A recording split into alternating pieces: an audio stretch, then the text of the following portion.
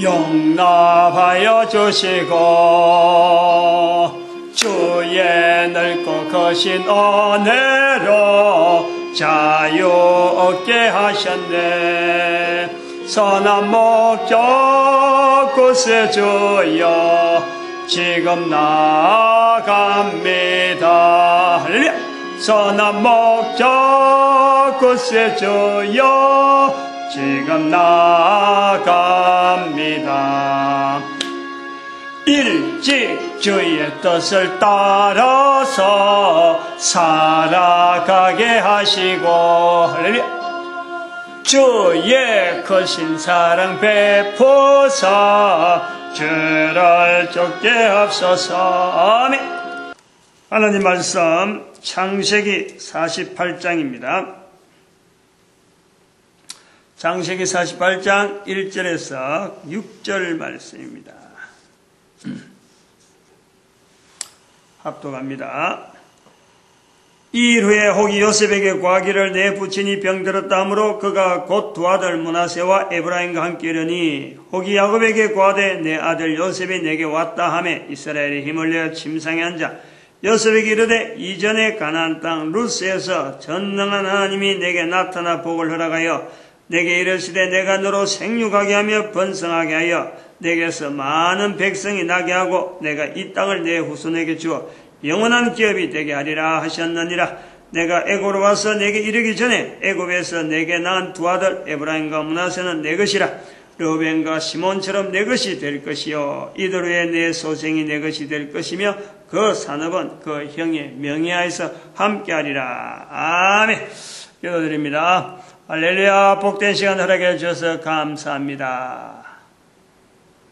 언젠가는 우리들이 조상이 될 것인데 인류의 조상이 될 것인데 이 땅에 있는 모든 인류들에게 참으로 가장 인간으로서 복된 길이 되는 하나님을 인정하면서 죄인됨에서 벗어나는 예수 그리스도를 입으로 신하고 성령님의 도우심으로 사탄의 접근을 막아가는 이 복된 삶, 천국을 누리는 거룩한 일에 온 인류가 누릴 수 있기를 바라며 이 거룩한 자료들이 쓰임받도록 복 내려 주시옵소서. 감사하고 예수님의 이름으로 기도드립니다. 아멘.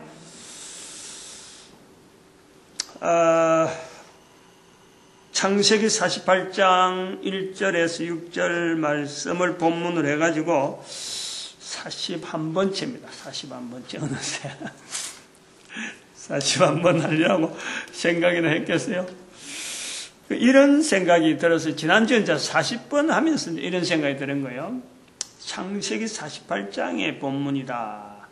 48이 되니까 40이 이제 같이 나오니까 생각이 드는데, 야, 이거 이제 끝날 때 돼가는구나. 48장 48번 하기 전에 끝났으면 좋겠다. 그 5자 순서가 안 나오면 좋겠어요. 5자. 그러니까 지금 끝내기를 바라는 거예요.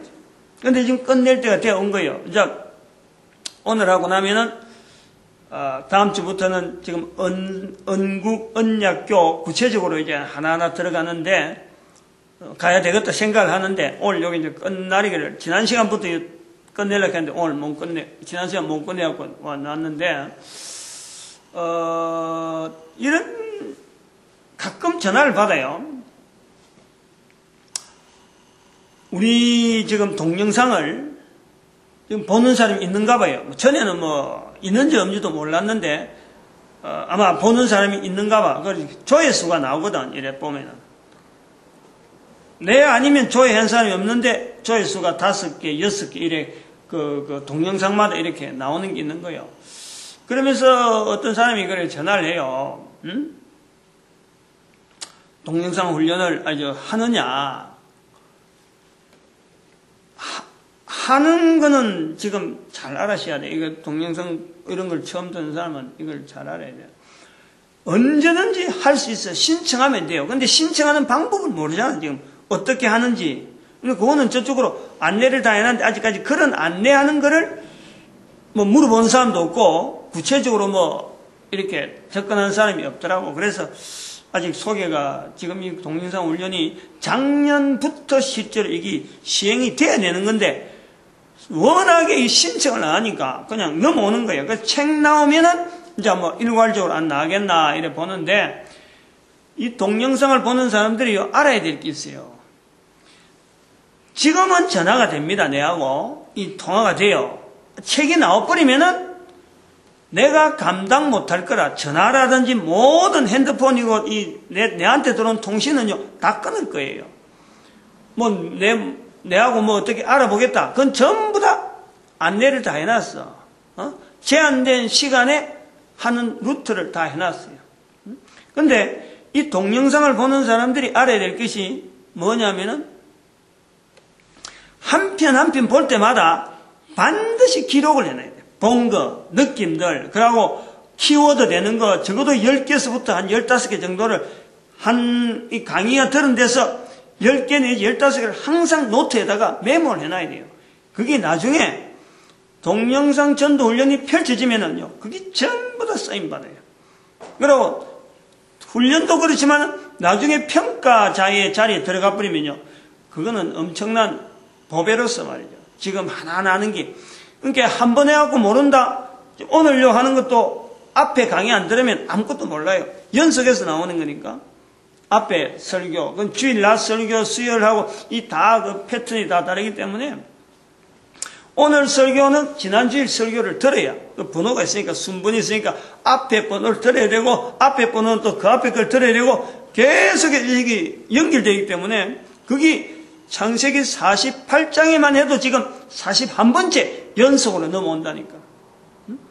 어디서부터 연속 가야 될지는 한꺼번에 다 볼 수는 없기 때문에 동영상이니까 시간이 어차피 가야 되니까 본인이 기록을 해가지고 어느 거하고 연결된다는 걸 자기가 코딩을 자기 스스로 해놔야 돼. 몇 번 동영상하고 지금 비슷한 거 나오고 거기 있는 거하고 이런 게 된다. 자기가 노트에다가 이걸 세부적으로 나름대로 다 해놔야 돼. 그리고 이거는 중요한 자료가 되는 거예요. 각자가 한 사람 한 사람마다 전부 다 연구 분야가 되는 거예요.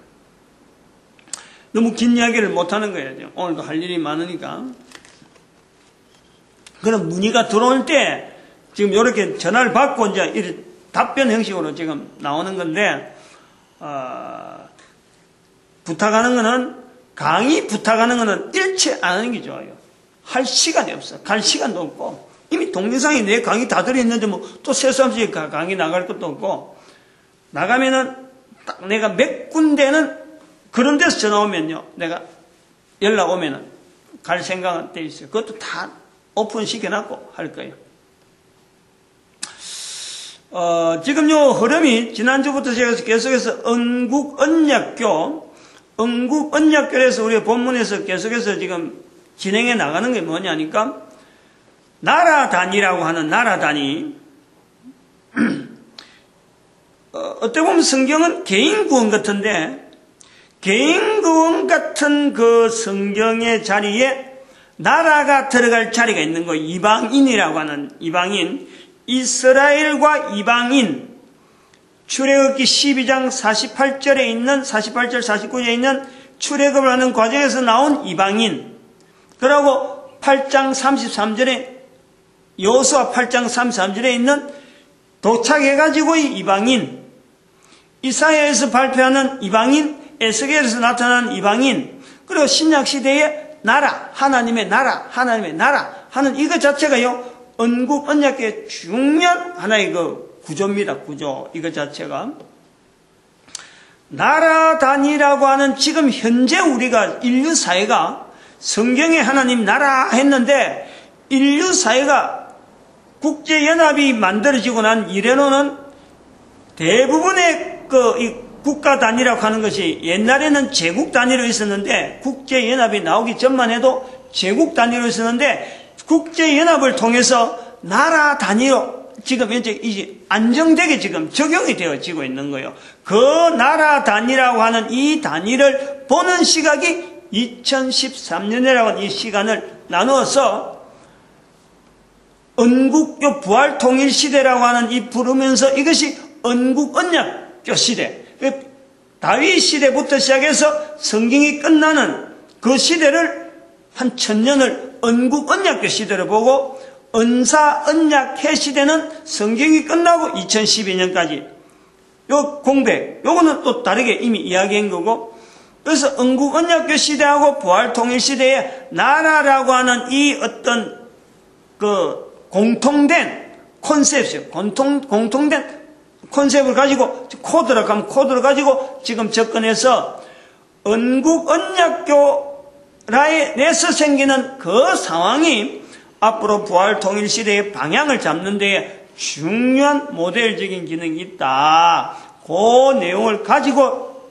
지금 성경에 나오는 이방인의 자리, 나라의 자리, 그래 나가고 있단 말이에요. 근데 나가고 있다 보니까 이방인이 지금까지는 성경이 별개고 내하고 개인 관계도 없고 나라 단위도 아니고 우리 문화하고 전혀 다른 성경인 줄 알았는데 성경에 들어가 본 적 성경에서 보여지는 성경의 자리는 지금까지 이방인이라고 멀리했던 거리를 두고 있던 그 사람들이 실제로 들어가야 될 자리인 것을 우리가 발견한 거예요. 다시 말하면 성경에 어느 나라, 어느 민족, 어느 국가, 어느 개인이 성경의 기록은 지금 객관화돼서 다 보편적으로 읽혀지고 가질 수 있는데도 불구하고 성경은 누구의 책이다, 어느 나라의 책이다, 어디서부터 나왔다 라고 할 수 있는 자체를요 성경이 거부를 해왔단 말이에요.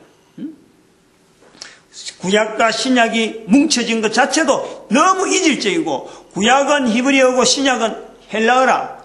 헬라어 히브리어가 합쳐져 있으면서 성경을 불려주는데 히브리어를 쓰고 있던 유대인도 손을 못 대고 헬라어를 쓰고 있는 사람들 자체는 아예 없는 거고 그것도 로마 사람들이 하느냐 교황이 할 거냐 그것도 개신교가 할 거냐 개신교 신학교 목사들이 신학교 교수들이 그럼 성경을 연구한다고 해서 이거는 우리가 관리하는 거다 이름을 들 수가 없다. 그러므로 성경은 모든 사람들에게 하나님께서 이방인의 자리에서 있는 그 자리에서 이스라엘이 출발되어지는 그 자리에서 창세기 12장 48절 출발하는 그 자리부터 이방인의 자리가 들어가는 거예요.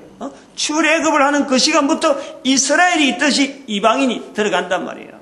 그 시각으로 집어여서 성경은 결국에는 내 개인, 나라, 모든 사회, 우주 만물 자체를 객관화하도록 하나님께서 이스라엘이라고 하는 단위 어떤 민족 단위, 족속 단위를 통해서 성경을 남기기 위한 하나의 섭리로 우리한테 보여준다 하는 것을 계속한 거예요. 그리고 그러면서 두 번째는 이방인으로 들어가 본 적 이방인이 할 일이 있는데 그 할 일이 곧 선지자적인 일이 모든 사람이 전도자 되어지는 데에 이 성경은 바로 이스라엘뿐만 아니라 모든 사람에게 전도자 되라, 내 증인 되라 이걸 다 요구하고 있다라는 거예요. 그런 요구에서 제일 앞장서야 될 나라가 어디냐? 우리 대한민국이라는 대한민국. 성경의 기록의 내용을 온 민족이 우리 민족의 역사와 결부시키는 나라는요 우리나라밖에 없어요. 한민족밖에 없어요. 이거 우리 오해해서 그래요. 우리 한국 사람들이 지금 성경이 엉뚱한 거 절 성당 이런 데서 막 반대하고 이러니까 이 성경이 전혀 별개 있는 건데 전 세계 민족 중에서 국가 단위로 성경의 내용을 우리 민족의 역사 속에서 우리의 역사다 하고 받아들이는 그런 국가가 없어요.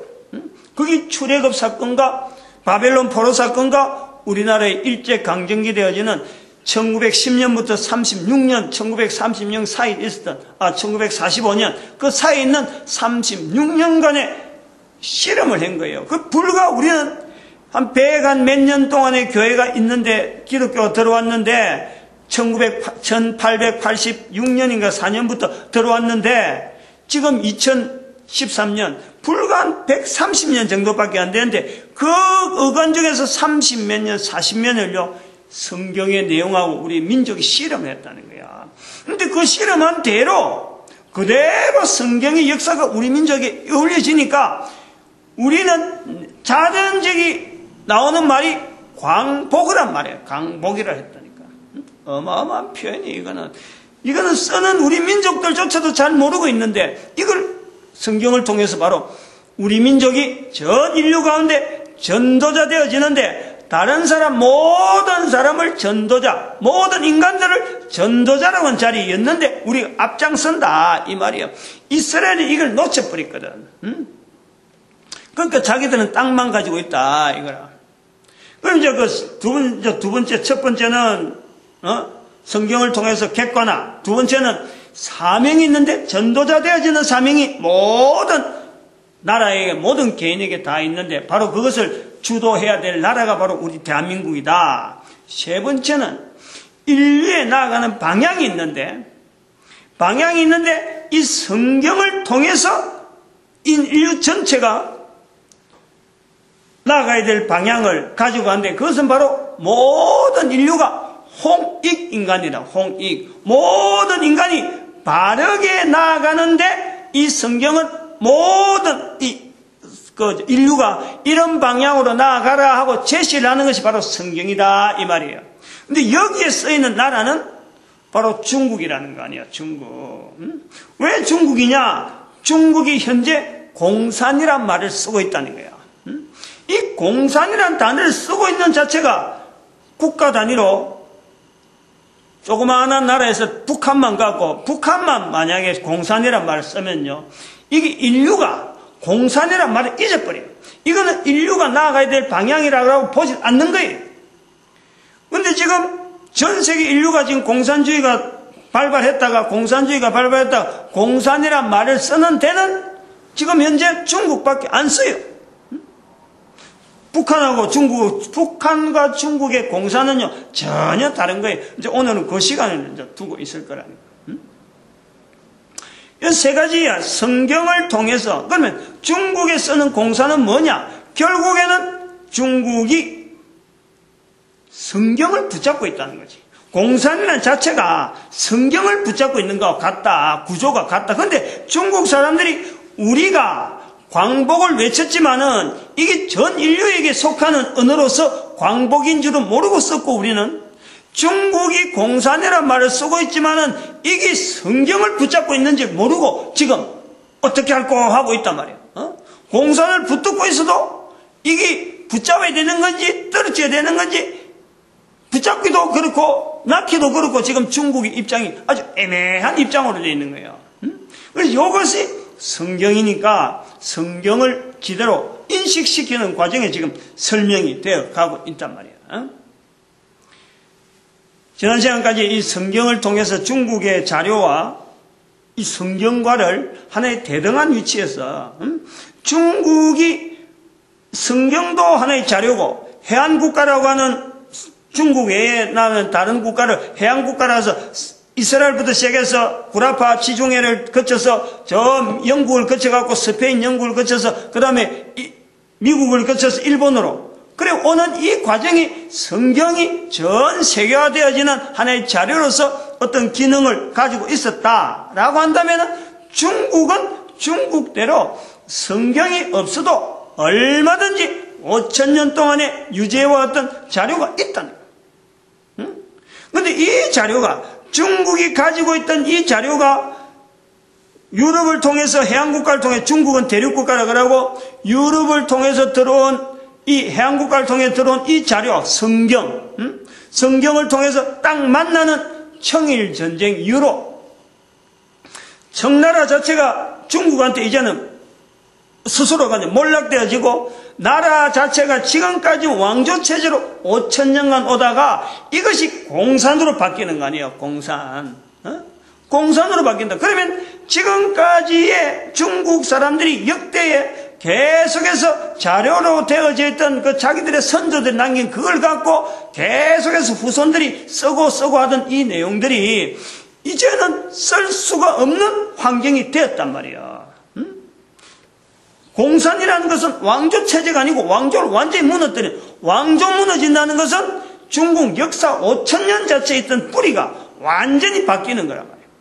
그럼 여기서 청일전쟁의 입장이, 청일전쟁의 위치가 중요하다는 거예요. 더구나 그것이 바로 한반도에서 생긴 거 아니에요. 청나라와 대륙국가라고 하는 청나라, 대륙국가의 중국이 해안국가 되어지는 영국과 일본, 미국, 그리고 저 스페인부터 내려오던 그 수많은 그 어떤 자들의 연합체, 해양국가의 연합체가 청나라에서 싸움을 일으켰는데 그것이 다름 아닌 대한민국에서 일어난다. 대한민국. 국가 간의 전쟁인데도 불구하고 이게 전혀 자기들 나라하고 관계없는 우리나라에서 일어나는 거예요. 우리나라 문제 가지고 자기들끼리 붙어가지고 전쟁터는 우리나라 전쟁터고 이름은 청일전쟁이라. 세상에 이런 데가 어디 있어요? 세계 역사 가운데요, 이런 전쟁을 갖고 이야기할 때가요, 뭐 전쟁의 역사하고 비교하면 뭐 곳곳이 있다 하겠지만은 이것은 하나님의 묘하고 오묘한 섭리 중에 하나로 청일전쟁의 자리를 둬야 된다 보고 있는 거예요. 항상 이 청일전쟁 나오면 저는 뭐 좀 강조하는 그런 어떤 좀 억양이 나오는데 지금 오늘 그 시간 들어가면 안 돼. 또 막 분산되니까. 그래서 지금까지 지난 시간부터 중국이 가지고 있는 자료라고 하는 그 자료를 일러놨고, 그럼 성경이라는 성경 자체를 일러놨고, 해양국가가 가지고 있는 성경을 하나로 주고, 또 중국이라는 대륙국가가 가지고 있는 그 자료를, 하나의 자기들의 선조들 가진 자료를 갖고 할 때, 자료로 양으로 볼 때는 중국이 수천 년간 남기던 그 이력 때문에 성경의 분량보다 성경 정도는 비교가 안 될 정도로 어마어마한 분량이 되어진다는 거예요. 그런데 그 분량이 실질적으로 그 자료로서의 자리가 과연 바른 앞으로 중국이 나아가는 걸음에서 바른 자료로서 활용이 되어질 수 있느냐? 공산이 들어옴으로써 사라질 수밖에 없는 중국인데 붙잡으려고 해도 안 되는데, 그래도 기어코 붙잡는다고 한다면은, 붙잡으려고 한다면은 여기에 대해서 객관적으로 잣대를 가지고 이게 바른 자료로서 쓸 수 있다 없다 하는 판단을 해야 되는데, 그럼 어떤 자료로 갖고 갖다 놓을 거냐? 여기에서 해양국가에서 넘어오는 이 성경을 통해서 역대 중국의 자료를 하나에 비교해서 여기서 분석을 하라, 그런 개념으로 지난 시간에 이야기를 했단 말이에요. 그러다가 이제 공산 자체를 이제 결부시킬 거예요. 공산이 왜 성경이냐 하는 걸 오늘은 연결하겠죠. 지난 시간에 이 자료들에 대한 모순을 말씀을 했습니다. 세 번째에서 자료들의 모습이 뭐냐면, 자료들은 많은데 이 자료는 전부 다 기록된 자료를 말하는 게, 눈에 보이지 않는 문화적인다든지 어떤 뭐 형체 아니 건물이라든지 이런 걸 이야기하는 게 기록된 자료. 그래서 왜 기록되어야 되느냐, 기록된 자료가 왜 중요하냐, 그 위치가 어떠냐 하는 건 지난 시간에 일부 이야기한 거예요. 이 기록된 자료는 많은데 정확한 해법이라고 할 만한 자료는 없다, 이렇게 이야기하는. 요거는 당장의 공산이라는 사건으로, 공산이라는 문화로 들어가면은 적용할 만한 대가 지금까지는 적용이 가능했어요.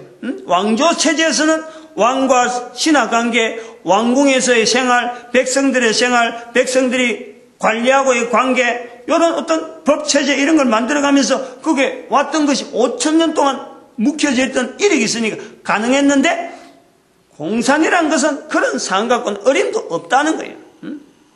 그런 체제를 완전히 바꿔버린 것이 더 그렇게 돼가지고 중국이 지금 통일로 지금 중국이 전체가 지금 한 국가로 불려지는 이런 아주 참 중국 역사상 있을 수 지금까지 없었던 그 사건이 지금 벌어진 거예요.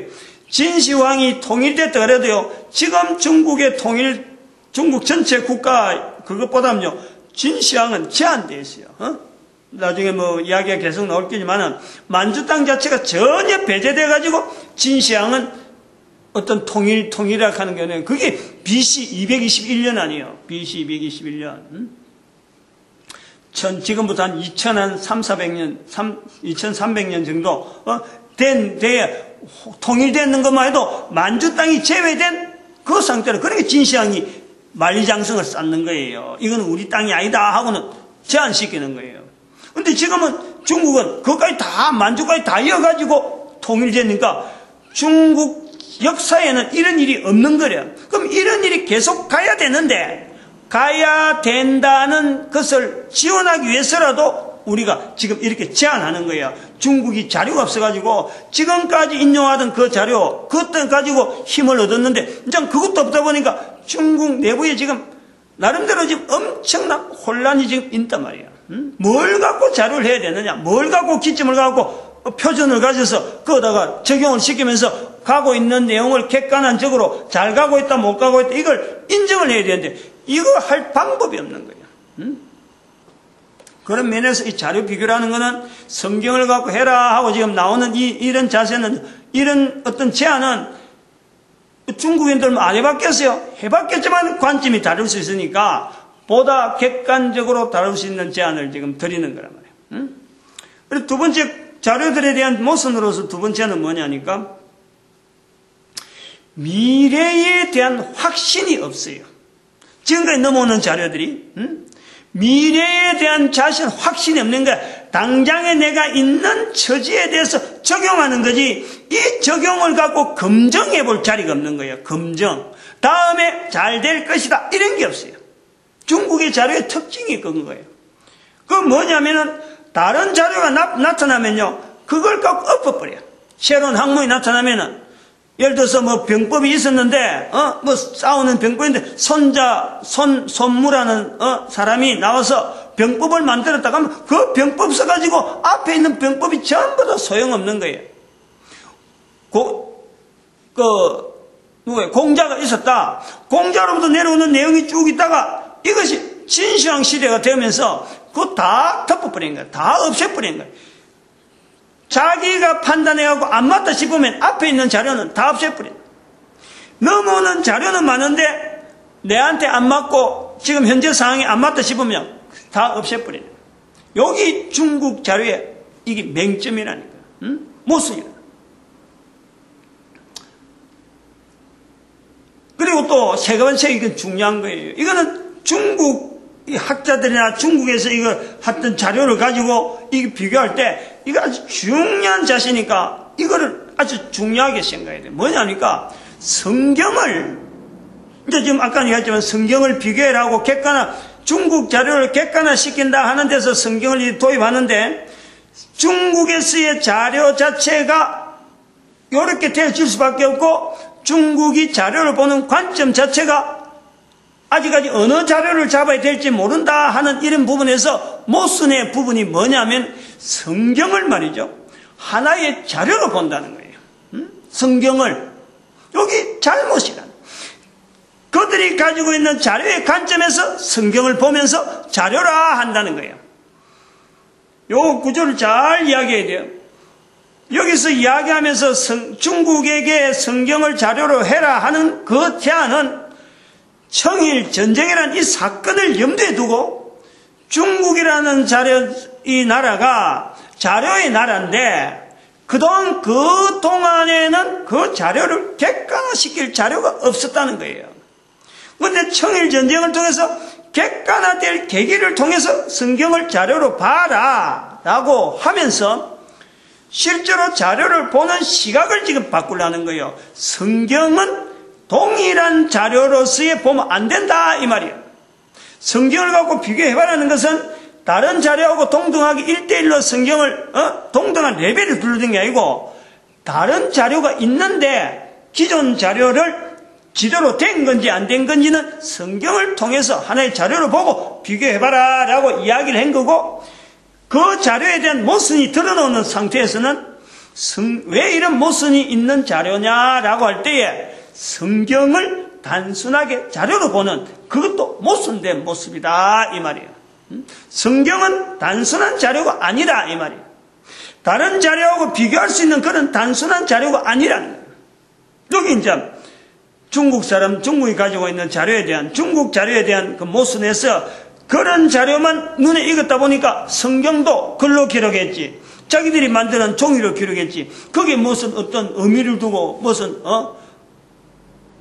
어떤 뭐 특별한 부여를 할 만한 그런 게 없는 거예요. 그러니까 선조들이 고대로부터 안 그러면 이게 다른 나라에서 여러 나라에서 쓰고 있는 하나의 형태에는 책으로 되어 있는 이런 자료를 봤는데 이것이 잘못됐다 이 말이에요. 성경을 그런 식으로 보면 안 된다는 거예요. 그건 이제 좀 이따가 이제 봐야 될 내용이고, 나중에 구체적으로 나옵니다. 그래서 이렇게 세 번째 자료들에 대한 모순을 했고, 이제 오늘 마치고, 그 다음에 네 번째는 이 자료에 대해서 중국의 공산과 이 중국 자료, 지금 공산이라는 개념하고 들어가는 거예요. 공산은 지금까지 아직 공산의 말은 안 해서 자료 속에서는. 근데 이 중국의 공산이란 말하고 중국이 쓰고 있잖아요. 쓰고 있는데 이걸 나을까 깊이 들어갈까 이걸 몰라가지고 어정쩡하다니까. 그 어정쩡한 흔적은요 저는 알아요. 동영상을 통해서 인터넷에 올리는데 동영상의 그 제목을 중국 공산이란 말을 갖고 올리면요 그 인터넷 등록이 안 돼요. 등재가 안 돼요. 그 거부가 된다는 말이에요. 중국과 공산을 바로 연결시키냐면요 이게 거부되는 어떤 그 코드로 이게 계속 거부돼요. 그래서 내가 중국과 공산이란 말을 저 멀리 떼어가지고 공산은 중국 공산이 들어가는데 중국하고 공산 사이에 다른 단어를 막 집어여가지고 올렸어. 그러니까 쏙 들어가 버려요. 등재가 되는 거예요. 내가 그래서 중국이 지금 중국을 공산이라 하는 연결하는 것을 중국이 싫어하고 있구나. 그런 거로 내가 자료를 가지고 내가 지금 이야기하는 거예요. 뭐 중국 사람들 한 사람 모두 여론조사해가지고 어떻게 할 거냐 이런 거 하지 않잖아요. 그리고 중국이 공산을 가지고 우리가 공산인데 공산 정치가 이래 좋다라고 하면서 정치를 자랑하냐 절대 그렇지 못하잖아요. 한마디도 대외적으로 공산이란 말을 가지고요 중국이 자랑스러워한다든지 이걸 갖고 세계 사람들한테 좀 따라오느라 이런 말 한마디도 안 하고 있어요. 여기 우리가 아는 거예요. 겉으로 드러난 거 실제로 인터넷 같은 데 활용되어지는데 장치를 해놓은 거 이런 걸 통해서 중국이 공산에 대해서 몰라도 너무 모른다. 근데 그걸 놓지도 않는 거예요. 없앨 수도 없어. 왜 없앨 수 없느냐? 왕조의 다음이 바로 공산이기 때문에 5천년 왕조의 다음이 공산으로 딱 얹히기 때문에 이거 빼버리면 정체성이 없는 거예요. 정체성. 다시 왕조로 돌아가는 거야. 도대체 뭐라는 거야? 대치할 단어가 없는 거야 지금. 5천년 왕조의 다음에 있는 것이 공산인데 이거 뺄라 그래도 다른 대치가 없으니까 그냥 그게 놓을 수도 없고 뺄 수도 없고 지금 이런 상태란 말이에요. 그럼 여기 이제 중국의 공산과 중국 자료들이라 하는 이 표현에서 제가 한번 쭉 설명을 한번 해놓은 건 뭐냐니까 방금 말씀한 그래도요. 중국의 여러 가지 자료는 사실은 왕조 시대 자료지 이 공산에 대해서 중국의 공산에 대해서 미리 이야기해놓은 거라든지 앞으로 공산이라는 시대가 되면은 어떻게 될 거다 이렇게 해놓은 것 아무데도 없고 그리고 지금 현재 중국이 공산하고 있는데 공산 국가들끼리 소련이 공산 국가라서 안 그러면 대한민국이 공산 국가라서 인도가 공산국가라서 주변 나라가 공산국가가 큰 나라가 있어갖고 서로 소통할 수 있는 이런 나라가 있나? 아무 나라도 없잖아요. 전체가 다 공산 다 버렸잖아요. 중국의 공산과 북한의 공산은요 성격이 달라도 너무 다른 거예요. 이게 이제 좀 있으면 들어가는 거예요. 우리가 똑같이 말이 공산이란 말 우리는 지금 대한민국의 남한은 공산 그러면 기가 놀란 거예요. 야 이거 공산이라는 말 써도 되느냐? 공산이란 말은 써야 되는데 공산주의란 말은 우리는 배격해야 돼요. 철저하게. 그래서 공산주의와 공산은요 이거는 천리도 너무 틀리는 거예요. 이거 전제가 반드시 돼요. 주의라는 개념하고 그냥 단순하게 공산이라는 표현하고는요 이게 틀리다는 하는 것을 이게 인식이 돼야 되는데 우리는 공산이라는 말만 넣으면 박정희 대통령 옛날에 혁명 공약 이래갖고 반공을 국시로 제일로 하고 이래 나오는 게라. 거기에서 공산이라는 것은 반공은 바로 공산인데 그건 공산주의를 말하는 거지. 반공산주의를 말하는 거예요. 반공산주의. 공산은 아니 전혀 다른 의미라. 공산은 성경이라니까. 이런 것을 중국이 공산이라는 걸 붙고 있으면서 잡고 있으면서도 중국에 여기에 대응할 만한 여기를 해석할 만한 자료가 전혀 없다. 그래서 이 시간에는 이 중국의 공산에 대한 내용을 지금 집중적으로 이야기하는 거예요. 집중적으로. 지금 이 시간에 이야기할 거예요. 한 30분 지났는데 다 할란지 모르겠어요. 지금 양이 하여튼 빨리 하고 이거 끝내고 정리해서 끝내야 돼요. 오늘 이 시간에. 그리고 여기 이제 중국의 공산에 대한 내용으로 별도로 이야기하는 거예요. 지금 첫 번째, 중국의 공산에 대해서 하나, 둘, 세 개가 이렇게 정해놨는데 첫 번째 뭐냐니까 우리가 이거 생각을 잘해. 공산이라고 하는 이거 이유. 왜 중국의 단어로 공산이라고 불렀을까? 원래 이게 중국에서 발생한 이 운동이 아니거든요. 넘어온 거 아니에요. 유럽에서 넘어온 거 아니에요. 우리가 쓰고 있는 이 공산은 이게 한자적으로도요, 여러 가지 의미가 나와요. 지금 초점을 맞추고 있는 공산, 성경이라고 하는 공산은요, 공산이 성경이라고 하는 이 공산은 공자가 이게 여럿이 하는 공자입니다. 여럿이. 이게 한두 사람이 아니고 다양한 사람을 이야기할 때 공이에요. 공. 다양하다. 한 사람 한 사람의 개별이 분명히 인정이 되면서 이게 여럿이 움직이는 것이 이게 공이에요. 공. 그리고 산이라는 것은 우리가 산업혁명 산하고 생산하고 할 때 그 산이라. 그러니까 여럿이 공동으로 생산하는 것이 이게 체제가 이게 공산이라는 거예요. 공산주의는 아니에요. 공산주의는 전혀 달라요. 지금 좀 있으면 나올게요.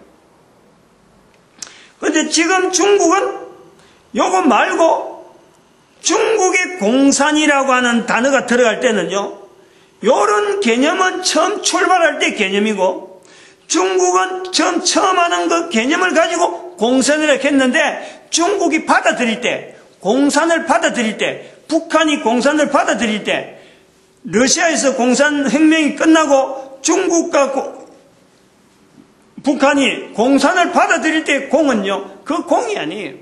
소위 말하면 국가 단위에 가는 공공기관, 공이 단체, 그 공자예요. 그건 대표성을 두고 있는 공이란 말이에요. 공공기관 할 때 그 공자가 바로 그게 들어가는 거예요. 공공기관. 국가서 일으키는 산업, 이렇게 바뀌는 거예요. 우리가 인식은 지금 그래 되어 있는 거예요. 공산주의가 북한 같은 경우나 이게 공산이 정치화 되어 가는 과정에서 정치화 얹혀가는 바람에 국가 단위에서의 산업으로 이게 바뀐 거란 말이에요. 이 정체를 알아야 돼요. 이 정체 흘러가는 거예요. 그런데 지금은 이런 공산도 중국도 아니고 북한은 어려워. 그런 공산이 어려워. 어떻게 불러야 되냐. 발음을 못하겠어요.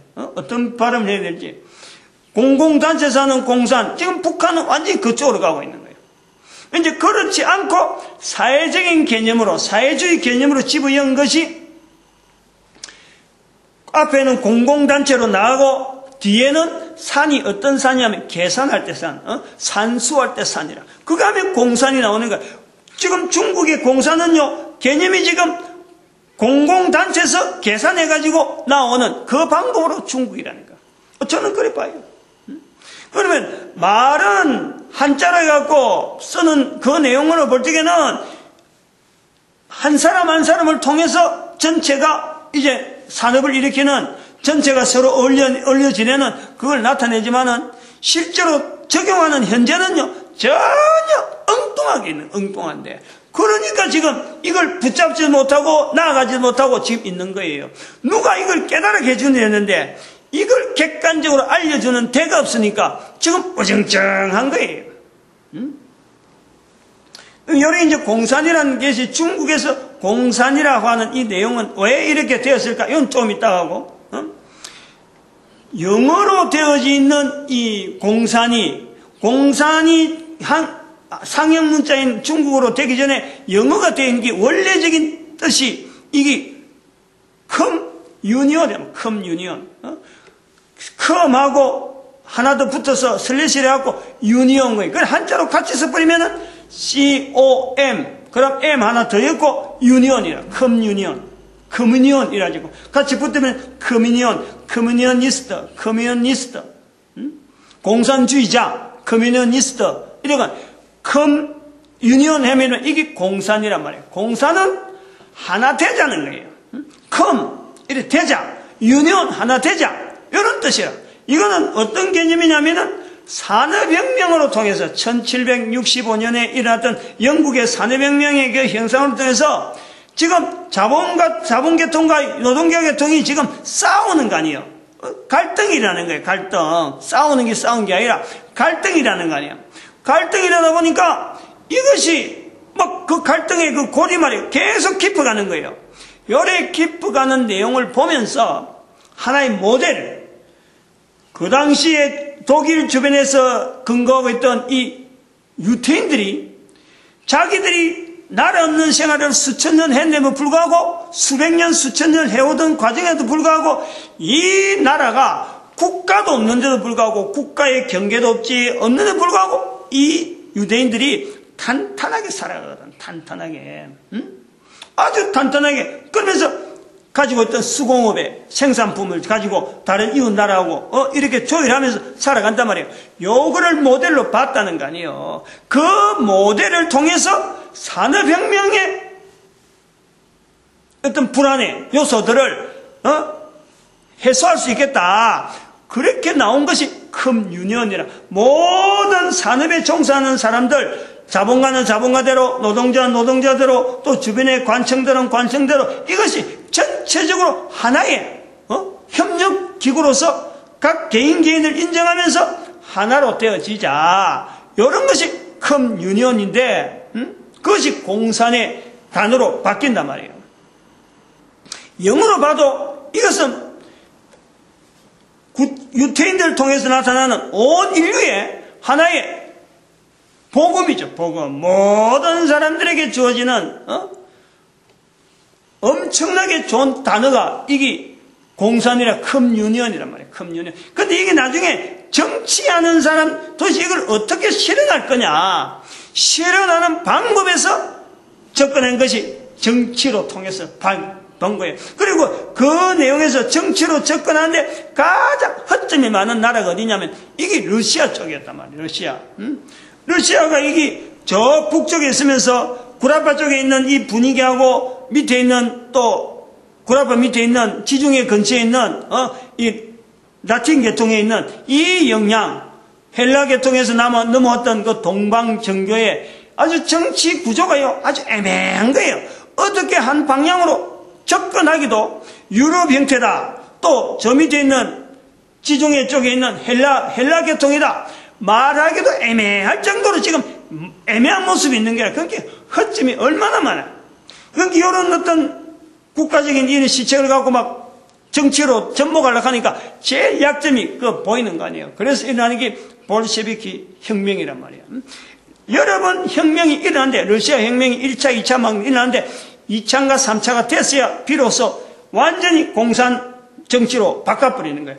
이상이다. 여기 이상이다 싶으니까 그거다 맞춘 건데 실제로 정치로 맞추다 보니까 사람이 움직이는데 사람이 금방 따라들지 않잖아요. 지금까지 하던 거라고 안 따라드니까 빠르게 혁신하려고 하다 보니까 다른 상대방들을 숙청할 수밖에 없는 상황이 나오는 거예요. 그래서 공산혁명은 피해 혁명이라 하고 나오는 거지. 억지로 집으려는 억지로. 정치 현장에 억지로 집에 들어오니까 이 공산이라는 개념이 바뀌는 거예요. 처음에는 아까 공공의 어떤 개인의 인정을 하면서 공이 나오다가 나중에는 나라라는 정치 힘을 가지고 산업을 일으키는 거예요. 그런데 그게 넘어오는 과정에서 중국이 그걸 딱 받아보니까 지금은 어떻게 달라지냐. 한 70년 지나면서 지금은 국가가 계산하고 앉아있는 계산. 어떻게 하면 나라를 다스리냐. 즉 자기 계산에 따라서 이게 시행이 되어지는 이런 형태로 되어진다. 여기 공산이라고 하는 분리화될 이유 들어가는 거예요. 그런데 중국에서의 공산, 아까 말했지만 커뮤니언 자체가 온 인류에게 복음이 되어지듯이 중국에서 이거를 공산이라고 부르는 그 첫 표현, 우리가 아는 공산이라는 그 단어는요, 중국 언어로서는 이게 파라다이스란 말이에요. 파라다이스.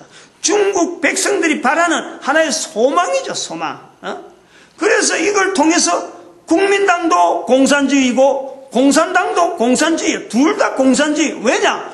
공산이란 말 자체가, 이것 자체가 국가의 낙원이란 말이에요. 왕조체제, 오래된 왕조체제를 수천 년간 넘어오는 왕조체제를 무너뜨릴 수 있을 정도로 이 단어 자체가 파괴력이 대단한 거예요. 왕조를 무너지더라도 백성들의 마음을 딱 붙잡을 수 있는 내용이 바로 공산이라는 거예요. 그래서 공산이라는 단어가 자리를 잡는 거예요. 잡은 거예요. 요 언어의 어쩌보면 언어의 유의 같은 이야기지. 요래 해석하고 저래 해석하고. 그러나 분명한 것은요, 이런 언어가, 공산이라는 언어가 장개석도 공산주의자고 모택동도 공산주의자고 당, 정당 이름 자체를 국민당, 공산당이라고 붙인 거지. 두 사람이 둘 다 공산주의자. 어떻든 간에 국민당이 통일식이든지 모택동이가 통일식이든지 둘 다 공산으로 지향할 수밖에 없다. 그거는 중국 전체 백성들이, 국민들이 이걸 받아들인다는 거예요. 이 공산이란 말은. 요걸 알아야 돼요. 그래서 다른 나라는 다 공산에서 떠나도 중국은 이 공산을 떠날 수가 없는 거예요. 놓지를 못하는 거예요. 이것 갖고 지금 이거 빼버리면 왕조가 그냥 자리를 차지해버려야 되는데 70년 지난 지금에 공산을 뺄 수가 있나? 어림도 없어요.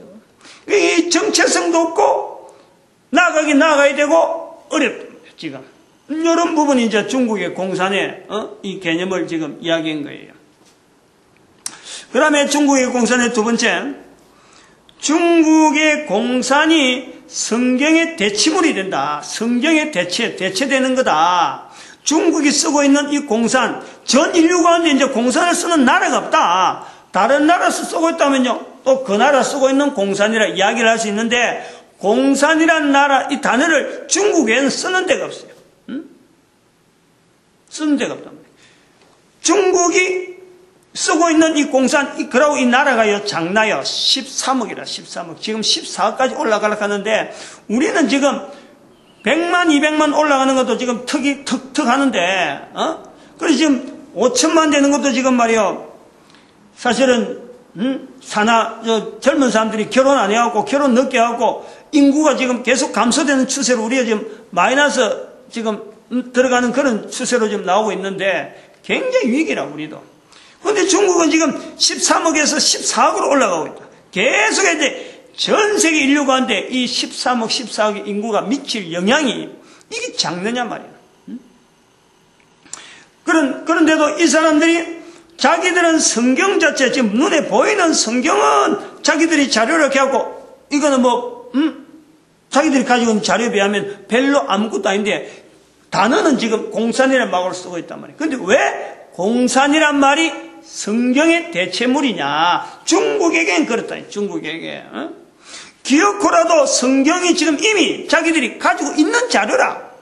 그런데 이걸 공산이라는 자체 내용을 잘 모르니까 이게 성경의 대체물인지 이것 자체를 모르고 있는 거죠. 그걸 설명하는 거예요. 인류 전체가 살아오면서 산업혁명은 어마어마한 사건이고 지금도 산업혁명은 되어지고 있고 산업혁명을 통해서 그 전에 있었던 인류 문화의 삶의 어떤 터전은요, 지금 우리는 산업혁명 속에 살아있기 때문에 우리는 이미 익혀져 있는 거예요, 지금. 그러나 산업혁명 이전과 지금 우리가 비교를 하면요, 산업혁명의 이전은 이거는 지금으로서는 도무지 살아라카도 살 수가 없는 거예요. 이미 우리는 산업혁명 속으로 들어왔단 말이에요. 그런데 들어오면서 나타나는 엄청난 문제들, 그건 지금 우리도 요소를 아는 거예요. 군데군데 요소들 안단 말이에요. 국가 산업이 이렇게 발달했다 하더라도 그 속에 그 뒷면에 나타나는 여러 가지 사고들, 교통사고, 산업재해, 그리고 또 사람을 함부로 죽이는 이런 무기의 발달들, 수많은 기후변화, 해일들, 지진들, 이런 게 전체가 다 인간이 가지고 있는 산업혁명의 발달을 통해서 계속 진행되는 중이니까 그걸 통해서 나타나는 현상이라 그 말은 못하는 거예요. 어쩔 수 없이 가는 거예요. 그러나 인간들이 바라는 구원에 있는 거예요. 그게 뭐냐? 커뮤니언은 이게 인간 세상에서 바라는 우리 모든 인류가 지향해야 될 방향이란 말이에요. 그걸 중국 사람들은 공산이라 부른다. 즉 공산이라는 것은 중국 사람들의 하나의 파라다이스고 커뮤니언은 온 인류의 파라다이스. 이 두 개가 같은 거예요. 같은 거. 해안 국가에서의 파라다이스는 커뮤니언으로 영어로 표현한다 그러면은 하나 되자. 그리고 그것을 대륙 국가에서는 공산으로 받아들이는 거예요.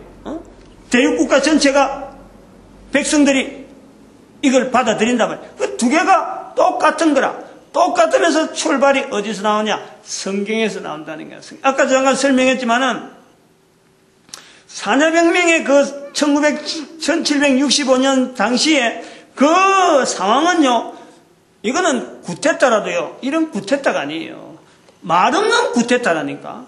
그냥 총 칼을 안 들었지, 사람들이 사는 것이 지금까지 살아오던 삶의 형태하고 완전히 달라보니까 도시마다 넘쳐나는 사람들을 통해서 사람들이 사람에서 이렇게 귀천한 존재, 이렇게 어렵게 다루기 힘든 존재인지는 그때서 이게 사람에 대해서 거리를 느끼고 문제를 사회 문제로 보는 거예요. 도시에 집중하니까.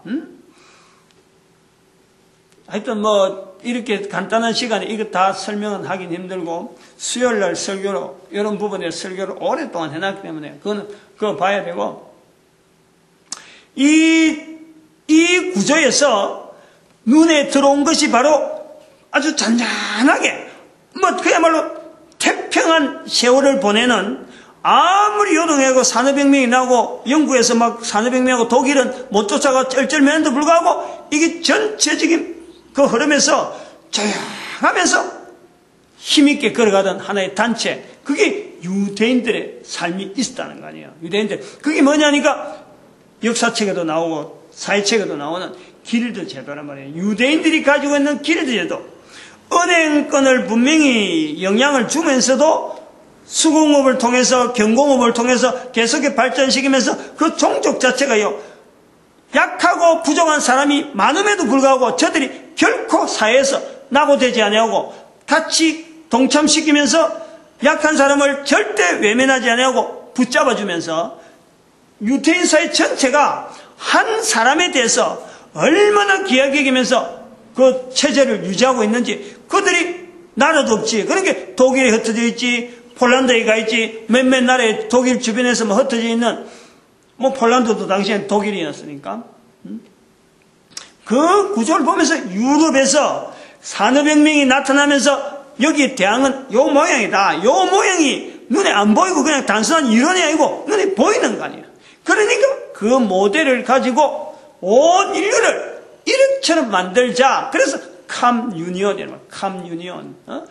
이 모양의 채로 하나의 모양으로 온 인류를 이런 모양으로 만들자. 우선 당장 유럽이겠지. 당장 그 당시 외칭은 유럽이겠지만 그 구호가 컴유니언이라니까.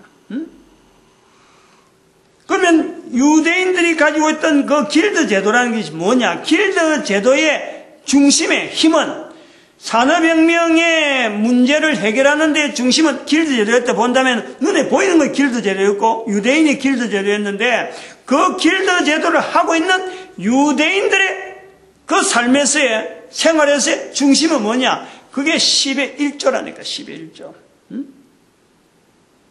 창세기 14장부터인가? 창세기 14장 20절에 나와요. 창세기 14장 20절에. 아브라함, 이스라엘의 유대인들의 조상되어진 아브라함이 멜기세덱한테 10의 1조를 드리는 거예요. 그럼 멜기세덱한테 10의 1조를 드린다? 그 전부터 있었다는 소리예요.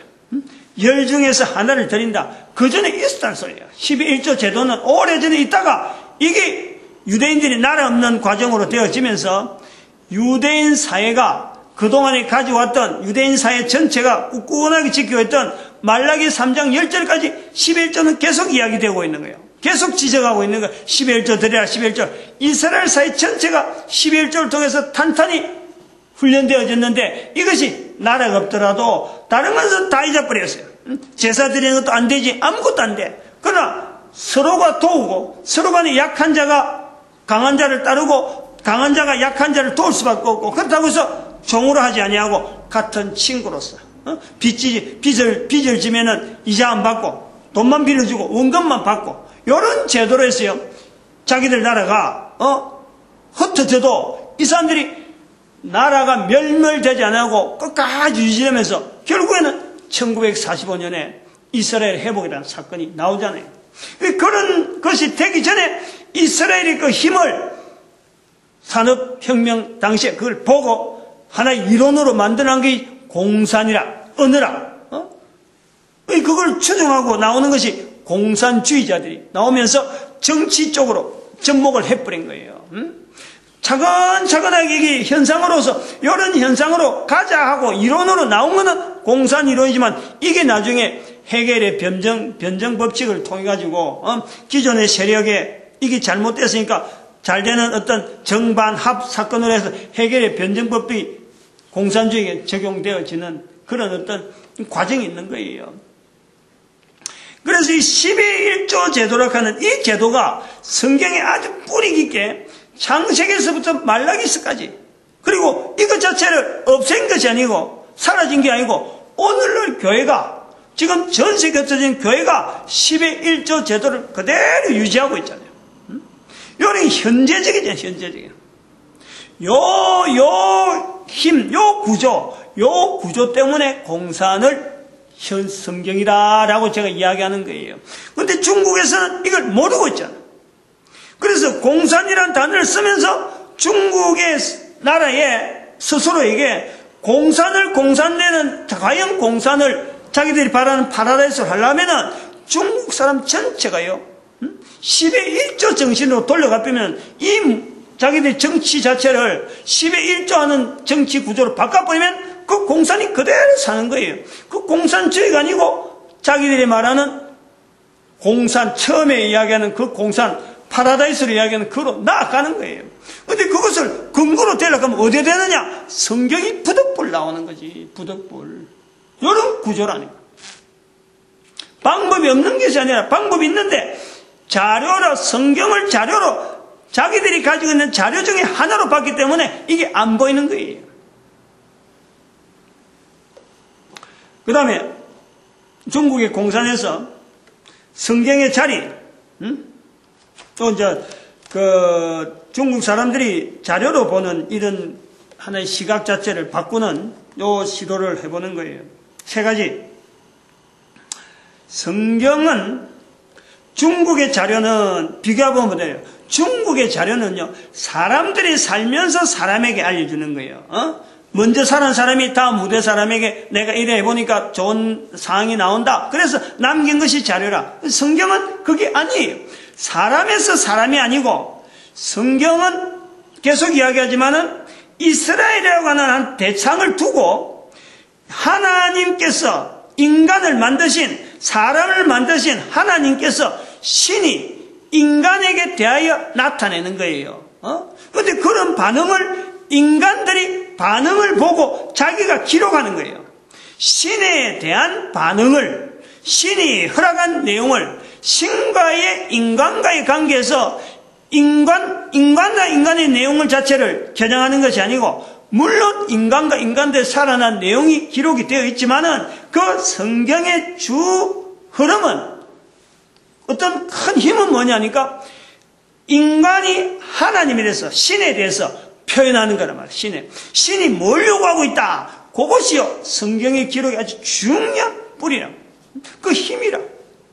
사람이 기록했지만은 다음 사람을 위해서 하는 게 아니고 다음 시대에 나타날 하나님의 섭리가 어떤 건가, 다음 시대를 통해서 신은 뭘 원하고 있는가, 이것이 늘 견지가 되어 있는 거예요. 이것이 성경과 일반 자료하고 완전히 차이가 나는 거예요. 그 다음에 성경의 자리 두 번째는 뭐냐니까, 성경은요 이미 기록된 성경이지만 이게 항상 성경은 과거 자료가 아니라는 거예요. 과거 자료가 아니에요. 지금 계시록에 있는 말씀처럼 항상 이제 있는 일과 장래 될 일에 대한 기록이라는 거예요. 일반 자료는 왜 지금 안 되느냐? 과거에 쓴 내용을 지금 쓰려고 하니까 자기 개인의 그 해석해야 되고 이게 상황이 맞냐 고민해야 돼. 그러나 그건 성경은 그럴 필요가 없어요. 과거의 자료 자체가 없는 거예요. 지금 당장 내가 읽고 내가 이걸 성경을 바로 내가 적용해버리면 바로 그게 현장적으로 나오는 것이 이게 성경이라는. 그리고 그것은 반드시 될 일에 대한 약속, 장래 있는 일, 이제 될 일에 대한 분명한 약속을 근거로 하고 성경이 있다는 거예요. 이런 자세가 이게 하루아침에 되겠어요? 과거에 있는 인간들끼리 과거에 있는 자료 이런 데서 훈련되어지는 중국 사람이 이게 한번 아이구나 싶어서 머리 돌린다고 금방 되는 건 아니에요. 그래서 이 중국을 통해서 앞으로 인류의 방향에 중국을 쓰시려고 한 하나님의 섭리는요, 이런 자료를 통해서 중국의 13억 인구가 하나님 앞에 쓰임받는 이런 자료를 통해서 훈련하는데 정책을 쓰고 국민들 하여금 계몽시키는데 얼마나 이게 시간이 오래 걸리겠어요. 그러니까 빨리 이거는 시행해야 되는데 누굴 통해서 하냐? 대한민국. 얼마나 중보적인 역할이죠. 중보적인 우리 한국이 그런 부분에. 그 다음에 성경의 자리에서 세 번째, 아까 말씀했지만은 이건 중요한 건데 그런 시간이에요. 현재 사건이면서 누구나 알고 있는 이 내용 지금 당장 확인된다. 성경이 지금 현재 성경이 어떤 공산과 어떻게 되냐 지금 당장 확인될 수 있는 내용이 바로 지금 우리가 주일 예배 드리는 거예요. 이게 바로 성경이 흘러가는 현재적인 내용이면서 이게 모델이라는 거예요. 우리가 예배 드린다고 하는 이 자체는 성경의 내용을 지금 알리는 사항이에요. 성경을 현재적으로 알리면서 예배 드리는 과정을 통해서 다음에 있어야 될 예배가 다음에 있어지고 또 인류가 다음에 있어지고 계속 연결되어지면서 성경의 현재적인 사건이 바로 예배 드리는 현장이라는 거예요. 예배 드리는 현장, 이거요, 성경을 유지하고 있는 자들은 다 이거를 예배에 되는 현장을 다 가질 수밖에 없어요. 만들었나? 누가 이걸 해봐라 했나요? 자체적으로 되어지는 거예요. 어떻게 되어진지 모르지만 지나고 보니까 누가 하자 말자 이런 것이 없는데 성경을 현재 자료로서 하나님께서 인간에게 주신 것이다 라고 받아들이는 그 곳에는요, 항상 거기는 주일이라고 하는 특별한 날을 정하고 거기에다가 예배라고 하는 현장이 따라오는 거예요. 이게 중국의 현장과 자료와 지금 현재 쓰고 있는 이 현장적인 이 예배 현장하고 연결되어지는, 그리고 모든 인류가 다 가능하단 말이에요. 이런 거예요. 그게 이제 중국의 공산이라는 단어와 어떤 자료적인 성경과의 비교되는 부분을 이야기하고 지금 내가 급하잖아요. 지금. 시간이 마칠 때고. 나머지 두 개는 빨리 끝내야 될 것 같아요. 그래서 아까 네 번째까지 했는데 다섯 번째, 성경의 역사적인 흔적이 뭐냐? 성경은 지금까지 넘어왔을 때 이 성경의 자리는 중국과 뭘 지금 나타내고 청일전쟁에서 딱 이래서 만났느냐? 요걸 중국 사람들이 또 다른 데서 성경을 연구한 사람들이 확인해야 될 것이 뭐냐니까 중국을 객관하고 중국 자체에 대한 객관하고 이 온 인류 가운데 중국의 위치가 뭐냐 이런 거예요. 그리고 공산이란 이게 파라다이스가 중국이 파라다이스라고 하는 그 자체가요 반드시 의미가 있다는 거예요. 온 인류 가운데서 이게 의미가 있다는 거예요. 모든 인류가 이걸 붙잡아야 된다 이 말이야. 아까 말했지만 성경을 통해서 방향이 제시되는데 그 방향 제시하는데 중국이 쓰임 받는다라고 한 것은 중국이 지금 파라다이스로 붙잡은 이것은 성경에서 워낙에 나타냈던 이 11조 제도와 주일 성수라든지 이런 제도가요, 이게 그대로 모든 사람 앞에 나타나는 이런 것을 지금 적용시키기 위해서 중국이라는 자리가 있다. 이런 거예요. 모든 나라의 적용의 시금석이 될 거예요. 중국이 이걸 받아들이면서 다른 나라가 고무가 된다니까. 중국도 이래 하는데 그러면서 영향이 간다 이 말이에요. 그러니까 얼마나 중요한 내용이에요. 이게 참 말도 길어지니까 끝냅니다. 그 다음에 여섯 번째,